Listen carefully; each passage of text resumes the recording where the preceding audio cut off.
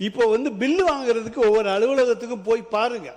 மாண்புமிகு அமைச்சர் அவர்களே, நீங்க ஏதாச்சும் போலீஸ் டிபார்ட்மெண்ட் அது உங்க கையில் இருக்கு பாருங்க.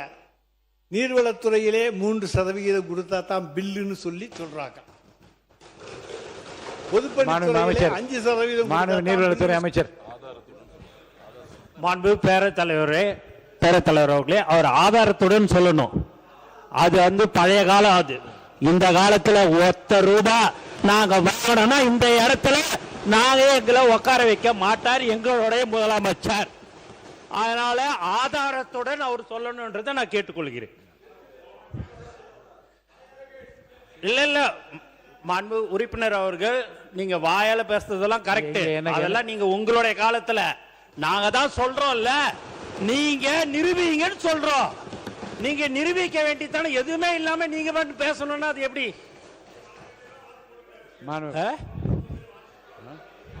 யாரு போட்டிருக்கிறா? எல்லாரும் நீ போடுறாங்க அப்படின்னாங்கன்னா நீங்க அதை அது ஆதாரத்துடன் நீங்க இருக்குதுன்னா நீங்க நிரூபிங்கன்னு தான் சொல்றோம். நீங்க எதுவுமே நீங்க என்னங்க நீங்க பில்லுக்குன்னு சொல்றீங்க, அதுக்கு இந்த மாதிரி பில்லுக்கு கொடுத்தாங்கன்னு சொல்லுங்க. அது ஏன்னா பழக தோஷமா இருந்திருக்கலாம்னு நான் நினைக்கிறேன்.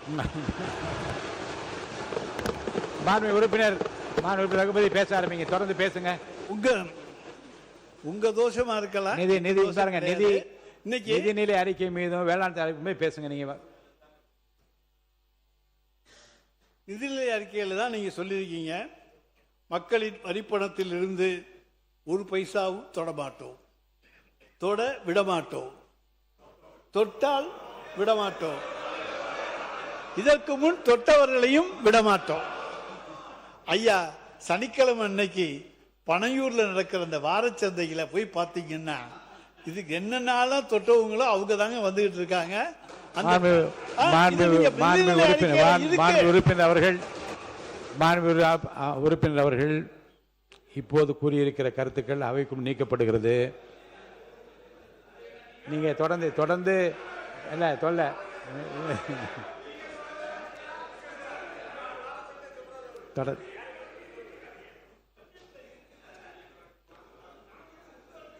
எவ்வளவு நேரம் பேசு.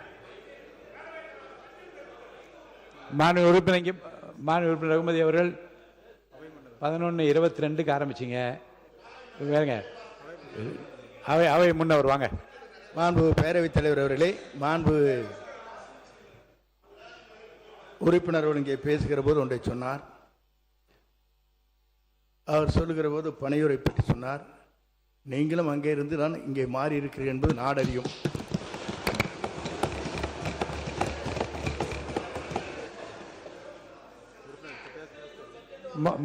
சப்ஜெக்டுக்கு வாங்க, தயவுசெய்து இங்கே வாங்க.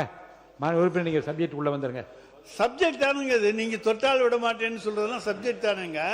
அந்த சப்ஜெக்ட் நீங்க கொடுத்துருக்க நிதிநிலை அறிக்கையிலேருந்து பேசுறேன், அதுலேருந்து பேசக்கூடாதுன்னு சொன்னீங்கன்னா நான் என்ன பண்ண முடியும்? வேற ஒரு நிதிநிலை அறிக்கையாவது கொடுங்க, அதை வச்சு பேசுறேன். மாண்பு உறுப்பினர் சரி, இப்போது பேசியது அவை கொண்டு நீக்கப்படுகிறது.